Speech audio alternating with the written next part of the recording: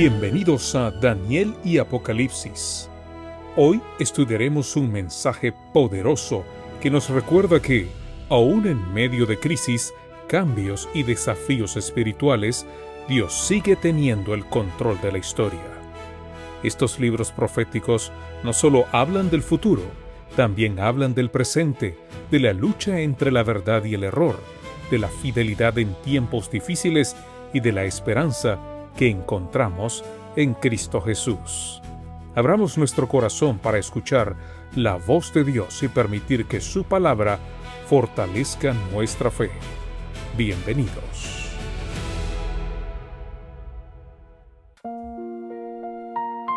Hola, ¿qué tal, amigas y amigos? Qué bendición compartir con ustedes una vez más. Daniel capítulo 3, versículos 13 y 14 nos dice: Entonces Nabucodonosor dijo con ira y con enojo que trajesen a Sadrach, Mesach y Abednego. Al instante fueron traídos estos varones delante del rey. Habló Nabucodonosor y les dijo: ¿Es verdad, Sadrach, Mesach y Abednego, que vosotros no honráis a mi Dios, ni adoráis la estatua de oro que he levantado? La que yo levanté. La denuncia surte efecto. El rey estalla. El texto acumula dos palabras para describirlo: ira y enojo. La furia de quien ve su palabra desairada ante todo el imperio. Y la causa de este incendio no es difícil de rastrear, porque asoma en la propia pregunta del rey: la estatua de oro que he levantado.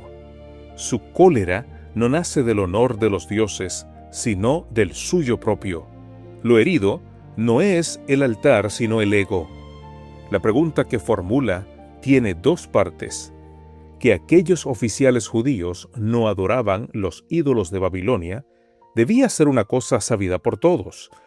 El rey mismo había reconocido al Dios a quien servían como Dios de dioses y Señor de reyes, de modo que no había motivo válido para acusarlos de subversión por su fe. Pero ahora era distinto. Había una orden directa y esa orden había sido desatendida e incluso despreciada.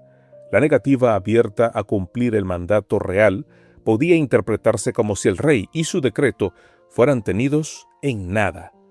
El asunto ya no era teológico sino de desacato, y eso encaminaba las cosas hacia el desafío y la rebeldía. De ahí la furia. De ahí también que se acabara la tolerancia que hasta entonces les había mostrado. Nótese, sin embargo, un rasgo de misericordia dentro de la ira. El rey no los condena de inmediato. Pregunta: ¿es verdad? Manda a traerlos ante su presencia y les da ocasión de responder. Aún hay en él un resto de aprecio que sentía por aquellos siervos fieles. Hasta ese día, el rey había mostrado gran consideración por estos jóvenes. Su fidelidad en todos sus deberes no había podido sino aumentar su confianza en ellos, y por eso los había exaltado a posiciones de alto honor. Aquella estima previa explica que su reacción sea de rabia y no de fría indiferencia. Se siente traicionado por los suyos, y explica también por qué los llama a su presencia en lugar de arrojarlos al fuego sin más trámite. Quiere oír de sus propios labios que la denuncia es falsa, o quizá darles la oportunidad de rectificar. La estatua de oro que he levantado. En esa frase está el corazón del asunto y su proyección hasta el fin del tiempo. Como Nabucodonosor levantó su imagen en la llanura de Dura, y así se exaltó a sí mismo, así el enemigo se exalta en el falso día de reposo. Ha introducido un día de reposo idolátrico, dándole en apariencia gran importancia, y ha desviado el homenaje del mundo cristiano, del día del Señor, hacia otro. El mundo se inclina ante una traición, ante un mandamiento de hechura humana, y aquel movimiento exige que todos observen como sagrado otro día que no es el día que Dios ha dejado, al hacer una imagen de oro y levantarla para que todos la adoren. Aquí está el mecanismo de fondo, dejando a un lado los mandamientos de Dios como cosas sin importancia. Los hombres siguen la tradición, rechazan la ley divina para conservar la suya. Lo común se exalta por encima de lo sagrado y lo celestial, y la evidencia clara de la verdad ya no se discierne. Cuando la religión se mezcla con el gobierno civil, esta unión implica el reconocimiento de un día de reposo espurio y el desperdicio de la observancia consciente del sábado del cuarto mandamiento. Toda unión de iglesia y Estado avanza en esa dirección y significa la larga intolerancia y opresión religiosa. La pregunta del rey desnuda la raíz de toda idolatría, la exaltación propia. Detrás de cada imagen levantada hay un yo que se levanta, y detrás de cada adoración falsa hay alguien que quiere ocupar el lugar de Dios.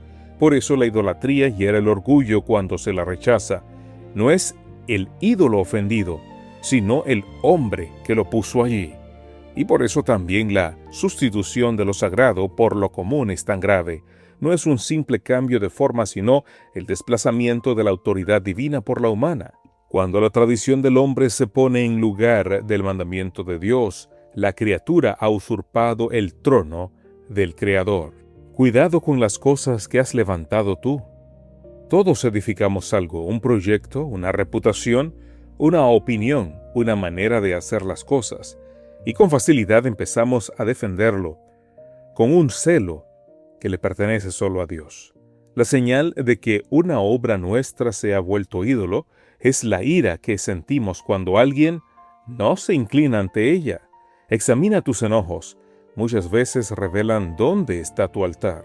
Y examina también tus prácticas religiosas. No sea que estés defendiendo con fervor una tradición heredada mientras dejas de lado, como si no importara un mandamiento claro de Dios. Lo sagrado no lo determina la costumbre ni la mayoría, sino la palabra de Dios. Pregúntate con honestidad ante qué te inclinas de verdad, ante lo que Dios estableció o ante lo que los hombres levantaron. No adoráis la estatua de oro que he levantado. Todo el drama de Dura cabe en este posesivo. El rey levantó su imagen y quiso que el mundo se doblara ante su propia grandeza, y en cada época, bajo 1000 formas distintas, este gesto se repite. El hombre construye, el hombre exige, el hombre exalta. Pero hay una sola cosa en el universo digna de adoración y no fue levantada por manos humanas. Cristo fue levantado, sí, mas no en un pedestal de oro en una llanura, sino sobre una cruz de madera en un monte, y dijo que, siendo levantado, atraería a todos a sí. Esa es la diferencia entre el ídolo y el Salvador. El ídolo se levanta para ser servido. Cristo fue levantado para servir y salvar. No te inclines ante lo que los hombres levantan para su gloria. Inclínate ante aquel que fue levantado por tu bien, y hallarás que la adoración deja de ser una carga impuesta y se vuelve el gozo de tu vida. Señor Dios, único digno de adoración, guárdanos de levantar ídolos con nuestras propias manos y de defender con celo lo que solo pertenece a ti. Examina nuestros enojos y muéstranos dónde tenemos altares que no son tuyos. Líbranos de exaltar la tradición de los hombres por encima de tu mandamiento claro y de tener por común lo que tú has hecho sagrado. Danos ojos para discernir la evidencia sencilla de tu verdad y corazón para obedecerla, aunque el mundo entero se incline ante otra cosa, y atráelos a Cristo, tu Hijo, que no fue levantado en oro para ser servido, sino en una cruz, para salvarnos. A Él sea la gloria y nuestra adoración, ahora y por siempre. Amén.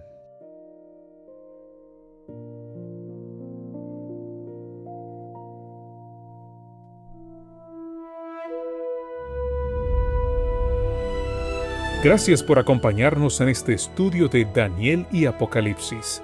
Que el mensaje de hoy nos motive a permanecer firmes, confiar más en Dios y vivir con esperanza aún en medio de las pruebas. Recordemos que los reinos de este mundo pasarán, pero el reino de Dios permanecerá para siempre. Hasta nuestro próximo encuentro, que el Señor bendiga tu vida y fortalezca tu caminar espiritual.